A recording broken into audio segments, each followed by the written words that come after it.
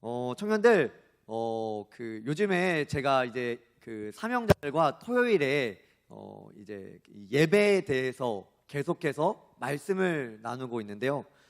제가 책을 보다가 R.A. 토레이, 그러니까 R.A. 토레이가 쓴 책에서 이런 문구를 보았습니다. 우리 문구 한번 띄워주시겠어요? 우리 한번 함께 같이 읽어볼까요? 시작. 말씀에 진수성찬을 차려 놓으셨지만 많은 사람들은 영적 양식에 대한 갈망 없이 그분이 차린 상 앞으로 나온다. 네, 계속 띄워주시고, 여러분들, 하나님께서 우리가 예배에 이렇게 나올 때 하나님께서는 이 영적인 진수성찬을 막 엄청나게 차려 놓으시죠. 마치 우리가 맛집을 갈 때 그런 굉장히 맛있는 음식을 차려 놓으신다라는 거예요. 그런데 우리는 너무나 그것에 대한 기대 없이, 갈망 없이 그 하나님께서 차린 상 앞에 나온다. 여러분들, 오늘도 드려지는 이 예배가 그냥 그렇게 매주일 형식적으로 드려지는 예배가 아니라 여러분들 정말로 기대와 갈망함으로, 은혜를 사모함으로 나오는 이 자리 되시길 바랍니다. 할렐루야. 아멘. 점심 먹고 나서서 졸린 거를 알겠지만 여러분들 갈망함으로, 기대함으로 오늘도 예배 가운데 주실 은혜를 사모하였으면 좋겠습니다. 청년들, 여러 가지 시험 앞에 있을 때, 여러 가지 어떤 바쁜 상황들, 급한 상황들이 있을 때 여러분들은 어떤 걸 더 신뢰하십니까? 급한 거를 막 당장에 처리해야 되는 어떤 나의 어떤 실력들, 내가 해야 되는 것들을 더 신뢰하십니까? 아니면 그 가운데 우리가 기도해야 된다라는 것을 더 신뢰하십니까? 아마 이런 말을 하게 되면 정답이 나와 있다, 목사님, 이렇게 생각할지 몰라요. 그런데 사실 우리는 머리로는 잘 알고 있어서 기도를 더 신뢰하고 하나님께 기도해야 된다는 것을 우리는 너무나 잘 알고 있지만, 사실 우리는 더 많은 부분, 우리의 실력으로 눈앞에 당장에 어떤 일들을 처리하기에 급급한 그러한 우리의 모습이 있지 않은가 생각해 봅니다. 다음 주면 대학생들이 시험 기간이라고 해요. 그래서 아마 오늘도 우리 청년들 사이에는 지금 이 시간에 시험 공부를 하고 있는 친구들도 있을 거라 생각이 되지만, 어떤 그러한 분주함과 조급함을 충분히 공감하게 되더라고요. 여러분들 어때요? 시험 앞에 있을 때 우리 시험 공부를 해야 됩니까? 아니면 예배에 나와야 됩니까? 여러분들, 제가 그 신학대학원 다닐 때예요. 신학대학원이라는 것은 제가 전도사 사역을 하고 있을 때라는 거예요. 신학대학원에서도 마찬가지로 그 시험을 보게 됩니다. 여러분들처럼 똑같이 학점을 듣고 시험을 봐요. 그리고 시험에 따라서 뭐 A, B, C 뭐 이렇게 줄줄줄줄 F까지 점수가 이렇게 나오게 됩니다. 그러면 어떻게 해야 돼요? 시험을 보면 공부를 해야 하잖아요. 그런데 저 전도사인 저 역시도 시험 앞에서 시험 공부를 해야 되냐, 아니면은 그 학교에서 드리는 책플이 있어요. 예배죠. 예배를 드리러 가야 되나, 이런 고민을 많이 했던 저의 지난날의 모습도 볼 수가 있죠.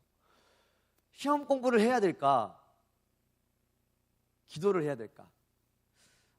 이 회사로 조금 생각을 해볼까요? 회사로 좀 보면은 눈앞에 어떤 평가가 있어. 어떤 회사에 대한 평가가 있어요. 굉장히 급하죠? 굉장히 일이 많죠? 그런 것과 하나님께 기도하는 것, 우리는 어떤 것에 더 먼저 마음을 둬야 될까? 아마 눈앞에 당장 급한 것은 평가가 맞죠. 우리 앞에 눈앞에 당장 있는 것은 시험이 맞아요.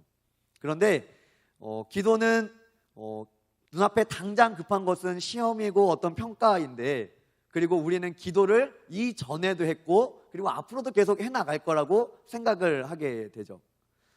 청년들, 우리에게 맡겨진 어떤 사명, 우리의 공부하는 것, 그리고 일하는 것 다 성실하게 해야 돼요. 그런데 제가 여러분들에게 드리는 질문은, 우리의 마음이, 정말로 우리의 중심이 정말 어떤 걸 더 신뢰하냐라는 거예요. 우리가 알고 있는 거 말고요. 우리가 알고 있는 거 말고 정말 우리가 살아가는 모습이 정말 더 무엇을 더 신뢰하느냐라는 거예요.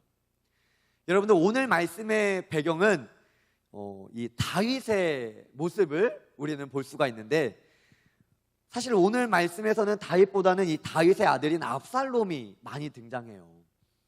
압살롬이 쿠데타를 일으킵니다. 그래서 다윗, 그 압살롬의 아버지인 다윗은 도망가게 돼요. 그리고 이제 그 아버지를 완전히 망하게 하기 위하여, 다윗을 완전히 망하게 하기 위하여 이 압살롬은 2명의 전략가를 부르게 됩니다. 그 전략가 2명 중에 1명이 아히도벨이고 1명이 후세가 되는 거예요. 오늘 말씀에서는 이 아히도벨의 전략과 후세의 전략이 이렇게 첫 번째, 두 번째로 이렇게 기록이 되어 있죠. 아히도벨의 전략은 이래요. 야간에 기습을 하는 거예요.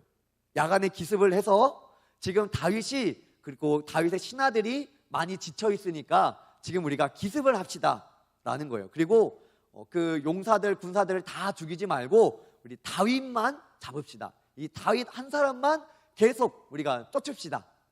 이러한 전략이 아히도벨의 전략이에요. 사실 아히도벨의 전략은 굉장히 정확했어요. 심지어 이때 당시에 오늘 이 사무엘하 16장 14절을 보면 정말로 이 다윗과 다윗을 따르는 신하들이 피곤했다라고 말하고 있습니다.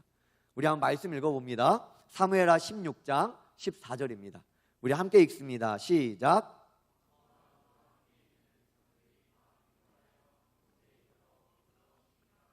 아멘. 아히도벨의 말대로 다윗과 다윗의 신하들이 다 피곤한 상태에 있는 거예요.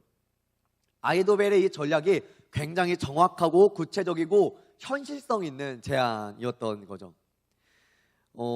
그리고 23절, 16장 23절에서는 이 아히도벨의 전략이 마치 하나님께 물어 받은 것과 같다. 굉장히 신통방통하고 굉장히 잘 맞아 떨어진다라는 거죠. 우리 사무엘하 16장 23절이에요. 우리 함께 읽습니다. 크게 읽습니다. 시작. 그때에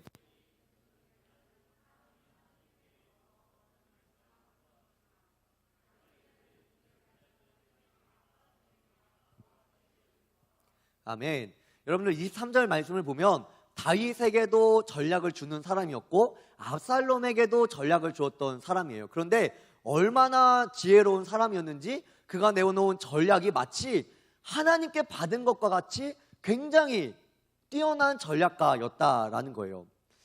아마 이 아히도벨의 전략대로 정말로 압살롬이 그 즉시 바로 다윗을 쫓아가서 야간에 기습을 했고, 그다음에 다윗만 이렇게 잡으려고 했다라면 아마 다윗은 목숨이 굉장히 위태로웠던 상황이었을 것입니다.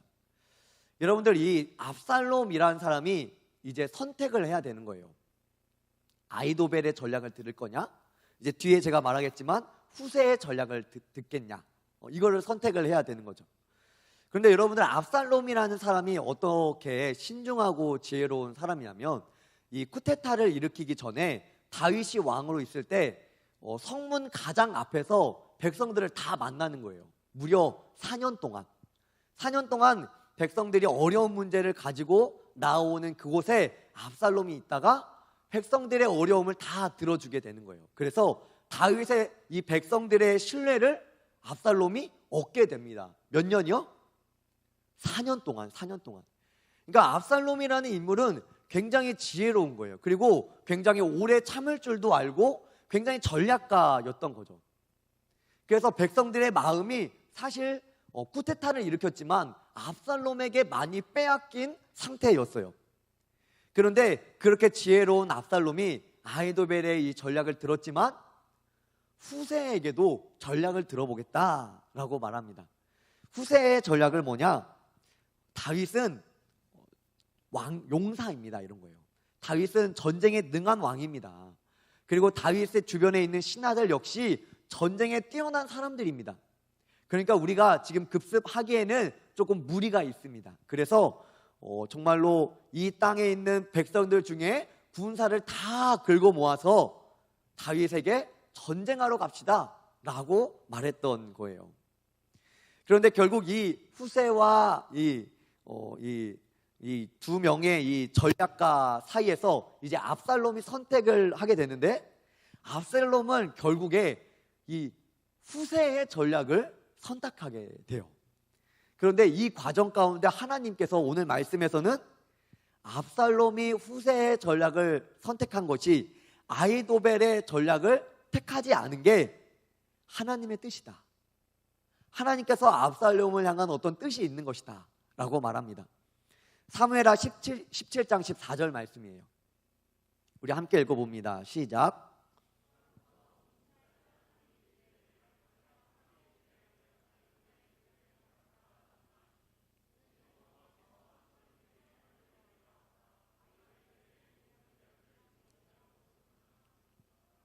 아멘, 아멘, 아멘. 14절에 이렇게 말씀하고 있죠. 여호와께서 압살롬에게 화를 내리려 하사 아히도벨의 좋은 계략을 물리치라고 명령하셨습니다. 그러니까 압살롬이 아히도벨의 전략을 선택하지 않은 게 누구의 뜻이에요? 하나님의 뜻이다 라는 거예요. 하나님의 뜻이었다. 어떤 뜻? 압살롬에게 화를 내리려고 하시는 하나님의 뜻이었다라는 거예요. 여러분들 다윗의 처지에서 한번 이 상황을 한번 보고자 합니다. 다윗의 처지에서 다윗은 압살롬에게 쿠데타를 당하여 도망가는 처지에 있는 거예요. 그런데 그런 상황에서도 하나님께서는 다윗의 방패가 되어 주셔서 다윗을 보호하고 있는 것을 오늘 말씀을 통하여 우리는 볼 수가 있는 거죠. 그런데 이 여러분들이 큐티를 쭉 해나갔으면 아마 이 다윗에게 이러한 일이 왜 일어났는지 우리는 알 수가 있어요. 사무엘하 17장을 읽으면서 우리가 조금 의아하게 그러니까 궁금해야 할 부분이 하나가 있어요. 여러분들 다윗은 전쟁에 굉장히 능한 왕입니다. 전쟁을 많이 했어요. 여러분들 아시잖아요. 그 다윗이 어렸을 때 누구와 싸웠죠? 키 큰 사람? 그래요. 골리앗과 싸워서도 이기잖아요. 누구의 이름으로? 그래요, 맞아요. 하나님의 이름으로 이기잖아요. 다윗은 사실 어렸을 때부터 그 양들을 지키면서 그 사자가 오면 사자의 입을 찢고 곰이 오면 곰을 물리치고 전쟁에서 굉장히 뛰어난 용사예요. 그런데 이 압살롬의 쿠데타에 너무나도 쉽게 아무 말 하지 않고 싸워보지도 않고 도망가는 다윗의 모습을 볼 수가 있잖아요. 왜 다윗이 가만히 있을까? 왜 다윗이 가만히 있을까요? 사실 이 다윗에게 일어난 이 압살롬의 쿠데타는 사실 이전에 예언된 사실 다윗에게 있었던 심판의 말씀으로 볼 수가 있어요. 다윗이 이전에 밧세바를 범하게 되면서 자신의 충신인 우리아를 죽이게 됩니다. 그때 나단 선지자가 이렇게 말씀하게 돼요. 우리 사무엘하 12장 10절로 12절 말씀 우리 함께 읽어봅니다. 시작. 이제 내가 나를 업신 여기고 햇사람 우리아의 아내를 빼앗아 내 아내로 삼았은즉 칼이 내 집을 영원토록 떠나지 아니하리라. 10절 이렇게 10절 한 번만 더요. 칼이 내 집을 영원토록 떠나지 아니하리라. 네, 11절 읽습니다. 시작. 여호와께서 또 이와 같이 이르시기를 보라 내가 너와 내 집에 재앙을 일으키고 내가 내 눈앞에서 내 아내를 빼앗아 내 이웃들에게 주리니 그 사람들이 내 아내들과 더불어 백주에 동침하리라. 너는 은밀히 행하였으나 나는 온 이스라엘 앞에서 백주의 이 일을 행하리라 하셨나이다 하니. 아멘. 나단 선지자가 첫 번째로 이 다윗에게 어떤 심판의 메시지를 전한 게 뭐예요? 칼이 내 집에서 영원토록 떠나지 않겠다라는 거예요. 그리고 이후에 이 압살롬이 이 쿠데타를 일으키기 전에 어떤 일이 있었느냐? 이 다윗의 아들이었던 암논이 압살롬의 누이였던 다말을 강간하게 됩니다. 그래서 압살롬이 이 암논을 죽이려고 계획을 해요. 복수의 칼이 시작되게 되는 것이죠. 그래서 결국 압살롬은 암논을 죽이게 됩니다. 그리고 이제는 아버지였던 다윗에게까지 그 복수의 칼을 겨누게 되는 거죠. 이 나단 선지자가 했던 그 칼이 멈추지 않겠다라는 예언이 그대로 이루어지게 되고, 또 압살롬은 16장에 이 다윗의 후궁들과 백주대낮에 백성들이 보는 앞에서 동침하게 되는 일을 하게 되죠. 그러니까 나단 선지자가 다윗에게 했던 그 심판의 메시지가 그대로 이루어지는 거예요. 다윗이 이걸 몰랐을까요? 제 생각에는 다윗이 분명히 알고 있을 거라 생각을 합니다. 그래서 다윗이 이러한 일이 있을 때 이 나단 선지자의 심판의 메시지와 그리고 자신이 범했던 죄가 계속해서 떠오르게 되었던 거죠. 그리고 하나님의 말씀대로 이루어지게 되는 것입니다. 그래서 다윗은 아무것도 할 수가 없는 거예요. 아무리 용사고 뛰어나지만 아무것도 할 수가 없는 거죠. 청년들, 죄가 이렇게 무서운 거예요. 어떤 죄에 대한 대가를 감당하는 그러한 모습처럼 보이게 되는 것이죠. 그렇게 심판 가운데 있는 다윗의 모습 가운데 있지만 우리가 이 17장을 통하여 볼 수 있는 것은 그러한 다윗을 또한 보호하시는 하나님의 보호를 보게 되는 것입니다. 결국 압살롬이 후세의 말을 듣게 됩니다.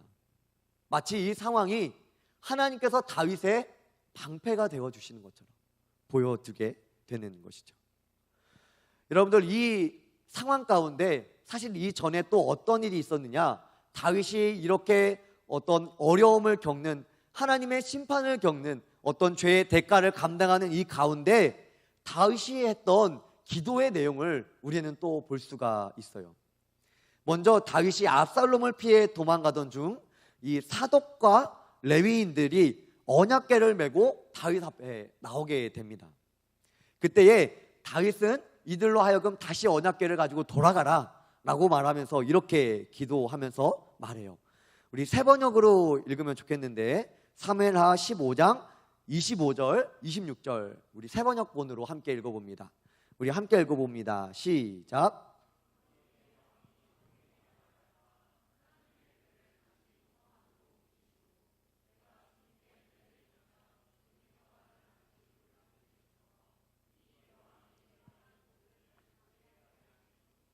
26절 시작. 그러나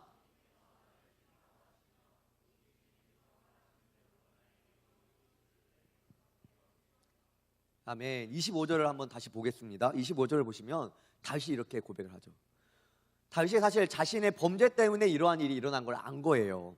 25절, 내가 주님께 은혜를 입으면 주님께서 나를 다시 돌려 보내주셔서 이 궤가 있는, 언약궤가 있는 곳으로 나를 다시 돌려 보내주실 것이다. 그러니까 나를 회복시켜 주실 것이다 라는 거예요. 26절을 보시면 그러나 주님께서 나를 싫다고 하시면 주님께서 바라시는 대로 내가 될 것입니다. 다윗의 이러한 기도의 내용은 여러분들 어떤 기도의 내용이냐면, 우리가 어려움 당할 때 무조건적으로 하나님 나를 살려주세요, 무조건적으로 나를 도와주세요 라는 고백이 아니죠. 자신의 죄를 뉘우치며 어떤 자신의 죄를 모른 채 그냥 지워버린 채 어떤 은혜만 받으려고 하는 그러한 모습이 아니라, 하나님께서 내게 은혜를 주시면 내가 회복될 것입니다. 하지만 하나님, 그렇지 않더라도 그 하나님 말씀대로 될 것입니다. 이후에 또 한 번의 다윗의 기도의 내용이 나옵니다. 이 16장에 사울의 친족인 시므이라는 사람을 만나게 돼요. 그런데 이 시므이가 다윗을 계속 저주하고 돌을 던지면서까지 저주를 하게 됩니다. 그러니까 다윗에게 막 이렇게 저주하는 거예요. 너가 피 흘렸기 때문에, 너가 사울의 가문을 다 몰살했기 때문에 너가 지금 이런 어려움을 당하는 것이다. 완전 저주죠. 이러한 저주의 말을 하는 시므이에게 말을 듣고 사실 다윗의 신하들이 너무 기가 차서 이렇게 말을 하게 돼요. 사무엘하 16장 9절 말씀입니다. 제가 읽겠습니다. 수리아의 아들 아비새가 왕께 여짜오되 이 죽은 개가 어찌 내 주 왕을 저주하리까 청하건대 내가 건너가서 그의 머리를 베게 하소서. 그러니까 시므이를 보고 이 죽은 개가 어찌 내 주 왕 다윗을 저주합니까? 우리로 하여금 당장 저의 머리를 베게 하소서, 죽이게 하소서 라고 말하죠. 그런데 다윗은 그러한 힘이 있음에도, 그러한 능력이 있음에도 그렇게 하지 않아요. 그리고 12절에는 이렇게 말씀합니다. 우리 12절은 함께 읽습니다. 시작.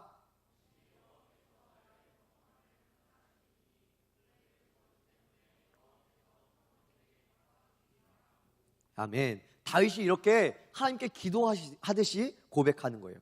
혹시 여호와께서 나의 원통함을 감찰하시리니 저 저주 때문에 여호와께서 나에게 선으로 갚아주시리라. 여러분들, 다윗의 이 기도와 이 고백은 자신의 죄를 뉘우침과 동시에 계속해서 하나님의 은혜를 구하고 있는 거예요.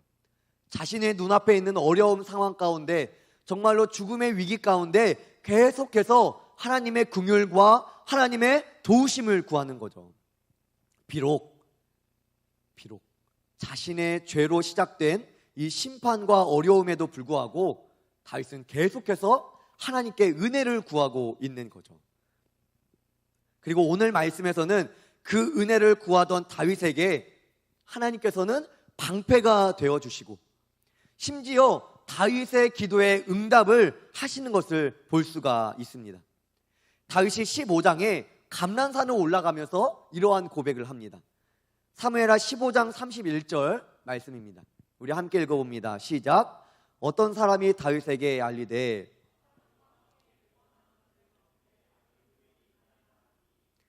다윗이 이르되 모략을 어리석게 하옵소서 하니라. 아멘. 지금 이 말씀을 보면 다윗이 이렇게 하나님 앞에 기도하듯이 고백하죠. 여호와여, 원하건대 아히도벨의 모략을 어리석게 하옵소서. 사무엘하 15장에 압살롬에게 도망가면서 했던 다윗의 기도입니다. 그런데 사무엘하 17장에 정말 이 다윗의 기도대로 아히도벨의 모략이 어리석게 되죠. 압살롬은 아히도벨의 모략을 선택하는 것이 아니라 후세의 모략을 선택하게 됩니다. 다윗이 도망가는 그 와중에 했던 기도가 하나님께서 그 기도를 정확하게 응답해 주는 것을 볼 수가 있죠. 청년들, 때론 우리도 다윗처럼 우리의 상황과 어려움들이 때로는 우리의 죄 때문에 어떤 죄책감이 들고 우리의 삶에서 일어나는 어려움과 힘듦이 혹은 나의 죄 때문은 아닐까, 그렇게 느낄 때 우리는 어떻게 해야 될까? 여러분들, 다윗은 어떻게 하고 있습니까? 자신의 죄 때문에 심판의 상황들을 맞고 정말로 나단 선지자의 심판의 메시지처럼 그렇게 똑같이 이루어지고 있는 때에 다윗은 죄책감에 사로잡혀 있지 않아요. 다윗이 무엇을 합니까? 따라해 봅시다. 여호와께 은혜를 구해야 합니다. 한 번 더, 하나님께 은혜를 구해야 합니다.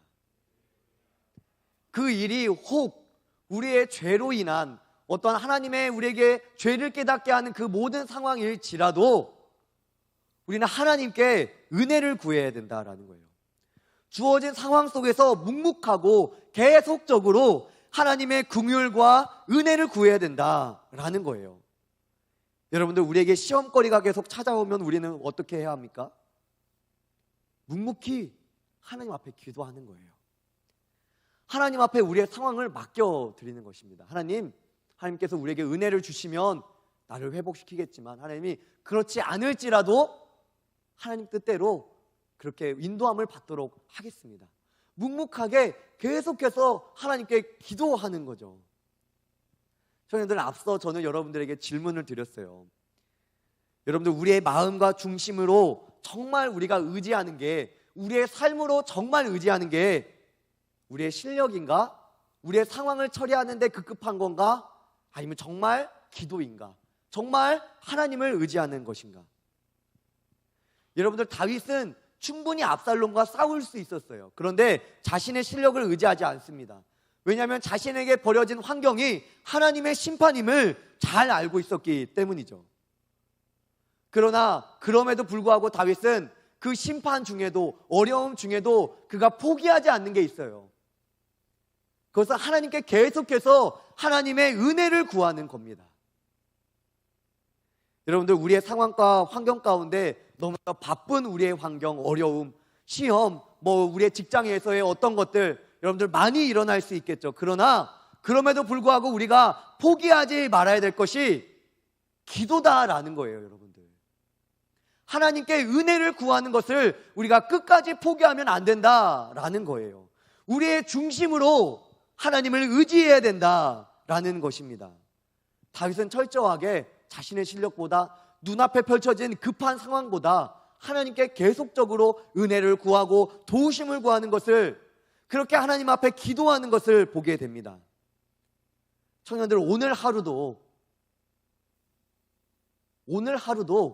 하나님께서 우리의 삶을 지탱해 주지 않으시면 우리는 오늘 하루 1분 1초도 살아갈 수 없어요. 할렐루야. 여러분들, 하나님께서 우리에게 시험 볼 환경, 건강 허락하지 않으면 우리 시험 볼 수 없습니다. 여러분들, 우리의 그 직장에 있는 많은 문제들, 어려움들, 하나님께서 그 직장 허락하지 않으시면 우리 그 일을 할 수 없어요. 하나님께서 그 일을 능히 해결할 능력을 주시지 않으면 우리는 해결할 수 없는 사람들이다라는 거예요. 하나님께서 우리를 지탱해 주지 아니하시면, 하나님께서 우리에게 은혜해 주시지 않으면 우리는 그 일 하나 해결할 수 없는 연약한 존재다라는 거예요. 그러므로 오늘도 우리는 무엇을 해야 합니까? 하나님을 의지하는 거예요. 우리의 마음의 우선순위를 하나님께 가장 먼저 두는 것입니다. 여러분들의 미래를 계획하고 현재를 열심히 살아갈 그 성실함의 능력이 하나님께 옴을 믿으시는 모든 청년들 되시길 바랍니다. 다윗처럼 어떤 모략보다 묵묵히 기도를 의지하세요. 어떤 뛰어난 지혜보다, 여러분들, 아이도벨의 전략이 뛰어난 지혜였습니다. 그러나 어리석게 되었어요. 반면에 그 심판 가운데 정말로 어려운 가운데 했던 다윗의 기도가 이루어지는 것을, 그것이 훨씬 더 지혜로웠다라는 것을 오늘 말씀에서는 말씀하고 있는 것입니다. 청년들, 우리가 시험을 치르다 보면, 우리의 삶을 열심히 살아가다 보면 때로는 공허함과 우리의 마음에 텅 빈 것을 경험하게 됩니다. 청년들, 끝까지 하나님을 의지하시기 바랍니다. 어려움은 어려울수록, 바쁘면 바쁠수록, 우리의 삶의 현실이 너무나도 치열하면 치열할수록 더 기도하시고 더 하나님을 의지하시고 그 상황에서도 하나님을 더 찾으려고 노력하시는 우리 청년들의 삶 가운데 분명히 하나님께서 만나주시고 말씀하여 주시는 귀한 은혜가 있을 줄로 믿습니다.